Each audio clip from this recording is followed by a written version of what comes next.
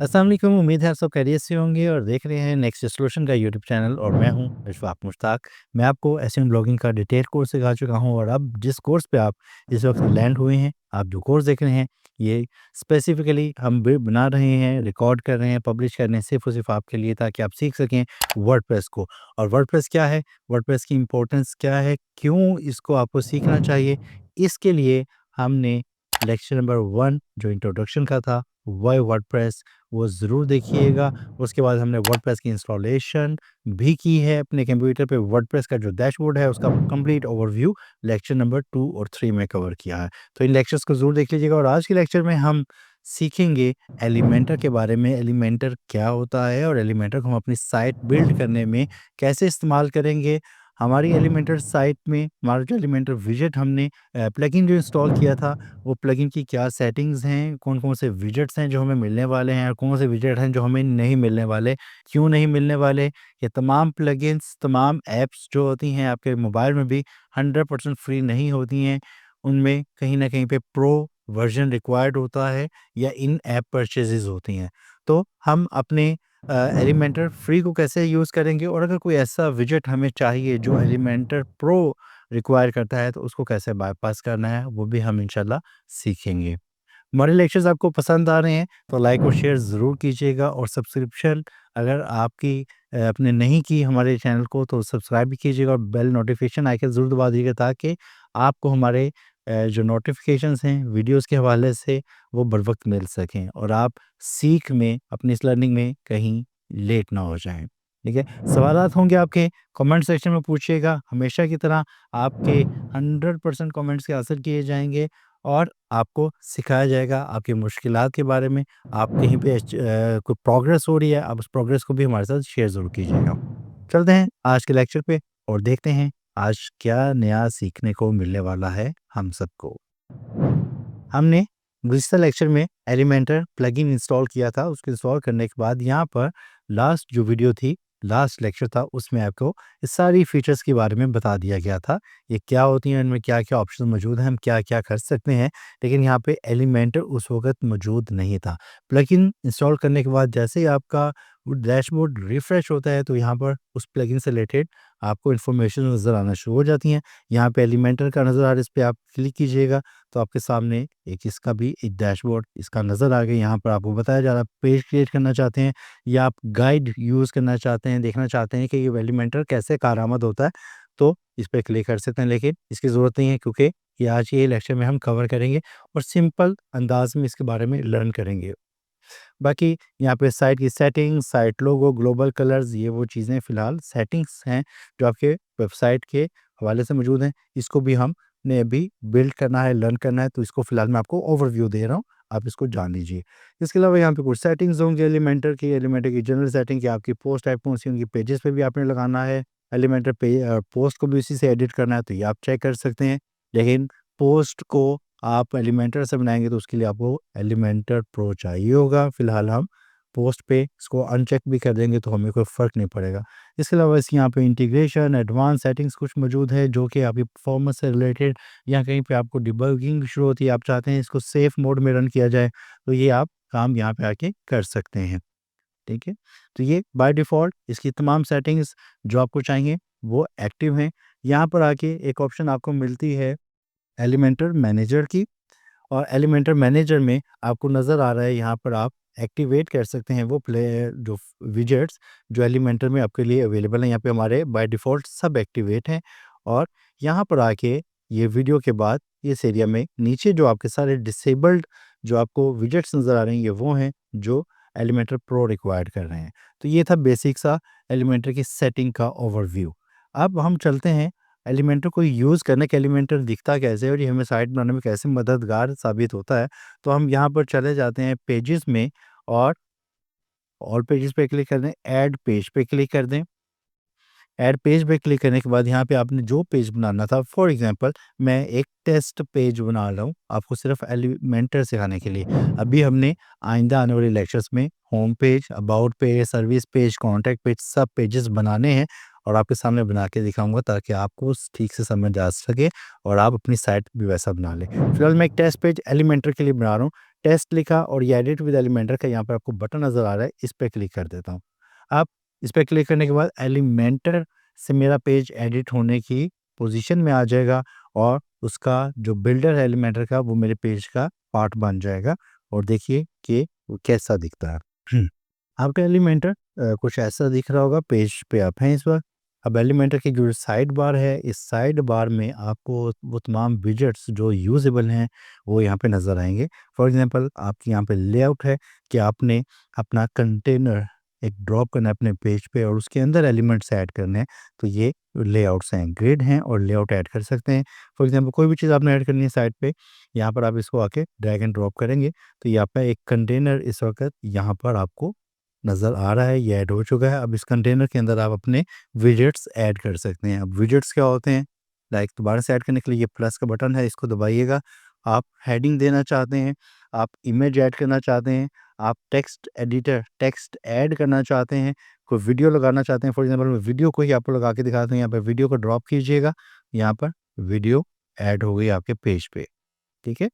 अब वापस आते हैं इसके ऊपर ऐड एलिमेंट्स पे, ताकि हम सिर्फ इस लेक्चर में एलिमेंटर का ओवरव्यू कर लें कि इसमें क्या-क्या ऑप्शंस मिलने वाली हैं।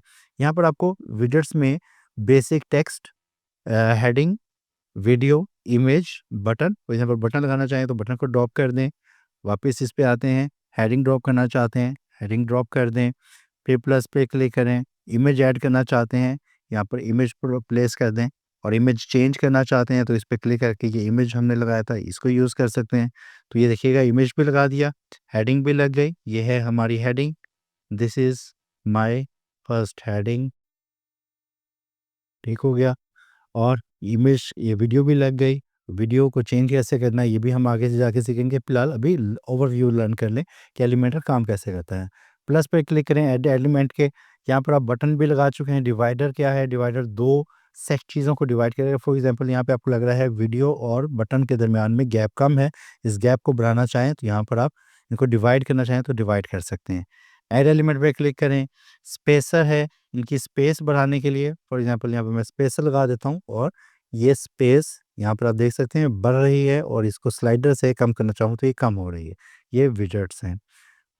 फिर इसके अलावा आप गूगल मैप आपने देखे होंगे, कॉन्टैक्ट पेजेस पे, होम पेजेस पे मैप लोगों ने लगाए होते हैं। मैप लगाना चाहें तो वो कैसे लगेंगे?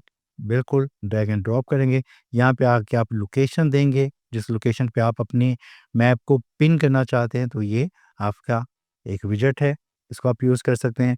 प्लस पे क्लिक करेंगे, आइकन्स लगाना चाहें आप, आइकन्स को ड्रॉप कर सकते हैं। फॉर एग्जांपल ये आइकन है, स्टार आइकन, इसको चेंज करना चाहें आप, कोई भी जो भी अवेलेबल यहाँ पर है वो लगाना चाहें आप सर्च करके आइकन लगा सकते हैं। यहाँ पर कोई भी विजेट है उसके ऊपर आप क्लिक करेंगे तो इसके साथ यहाँ पे इसका कंटेंट है, जैसे मैंने कंटेंट पे क्लिक किया और यहाँ पे मैंने ये ट्रेन का आइकन फॉर एग्जांपल इंसर्ट कर दिया। अब इसके साथ-साथ मैं इसके ऊपर अगर लिंक लगाना चाहूँ तो लिंक भी ऐड कर सकते हैं। फॉर एग्जांपल मैं इस पे ये यूआरएल कॉपी कर लेता हूँ और यहाँ पर आके मैं ये यूआरएल पेस्ट कर देता हूँ। अब इस पे क्लिक करने से डिज़ाइन्स वाली का करियर पेज ओपन हो जाएगा। मैं चाह रहा हूँ कि इसका कलर रेड होना चाहिए, ये मुझे कलर पसंद नहीं आ रहा। स्टाइल पे क्लिक कीजिएगा, इसकी अलाइनमेंट चेक कर सकते हैं कि फिलहाल ये सेंटर में है, इसको लेफ्ट होना चाहिए था, देखिए लेफ्ट हो गया, राइट हो गया, सेंटर हो गया। और इसका आप कलर चेंज करना चाहें तो यहाँ पे क्लिक करके इसका कलर चेंज कर सकते हैं। जैसा कि मैं इसका कलर अगर रेड करना चाहूँ तो ये रेड हो गया, ठीक है। फर्दर आप ये चाहते हैं कि इसके ऊपर होवर करने से इसका कलर चेंज हो जाए, तो वो कलर आप यहाँ से सिलेक्ट करके यहाँ पे ब्लू कर दें, ब्लैक कर दें, कुछ भी कर दें। फॉर एग्जांपल हम इसको ग्रीन कर देते हैं।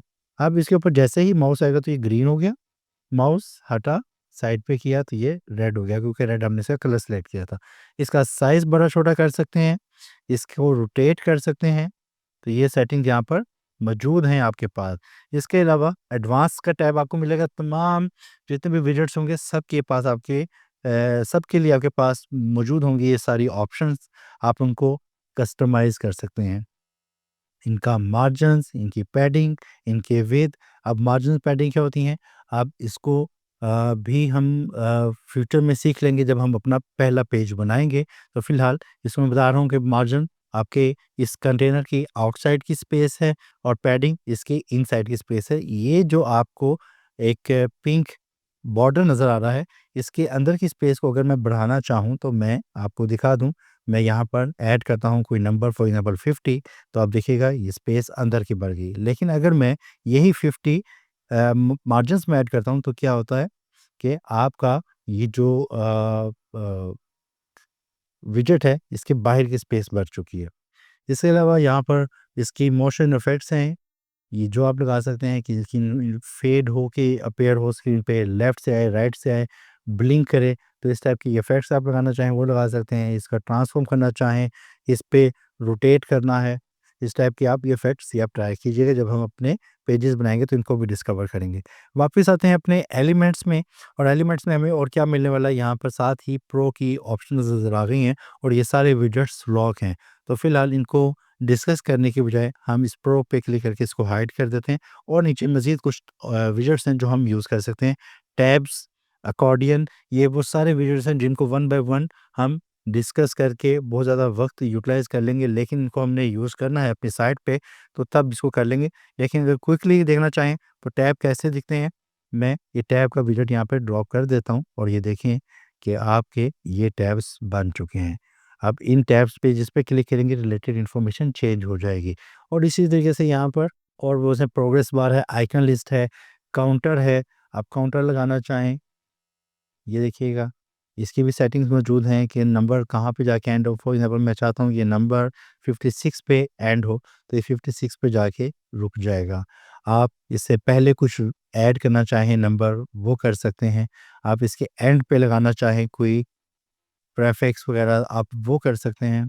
इसके अलावा हमारे पास यहाँ पे और बहुत सारे विजेट्स हैं जिनको हम यूज़ करेंगे और अपने फर्दर आने वाले लेक्चर में जब पेजेस बनाएँगे, और हमने सारे पेजेस बनाने हैं, होम, सर्विसेज़, अबाउट और अपना contact page, privacy policy, terms and condition, refund policy, ये सारे पेजेस बनाएँगे और अपने इन सारे विजेट्स को उसमें यूज़ करके सीखेंगे। अब एलिमेंटर में और क्या ऑप्शंस मौजूद हैं? इसकी यहाँ पर एक एलिमेंटर का आइकन है, इस पे आप क्लिक करेंगे तो यहाँ पर आपको नज़र आएगा थीम बिल्डर, यहाँ पे एग्ज़िट टू डैशबोर्ड की ऑप्शन है। एग्ज़िट टू डैशबोर्ड में आप अपने डैशबोर्ड में वापस चले जाएँगे। कीबोर्ड के शॉर्टकट्स के बारे में जानना चाहते हैं, यूज़र प्रेफ़रेंसेस फ़िक्स करना चाहते हैं, तो इस पे क्लिक करके यहाँ पर आप इसको सेलेक्ट कर सकते हैं अपनी रिक्वायरमेंट के मुताबिक। अदरवाइज़ आप इसको स्किप कर सकते हैं। इसके अलावा यहाँ पर साइट सेटिंग्स भी मौजूद हैं। साइट सेटिंग में आप क्लिक करें और देखिएगा कि यहाँ पे क्या मौजूद हैं, ग्लोबल कलर, ग्लोबल फ़ॉन्ट्स और टाइपोग्राफ़ी।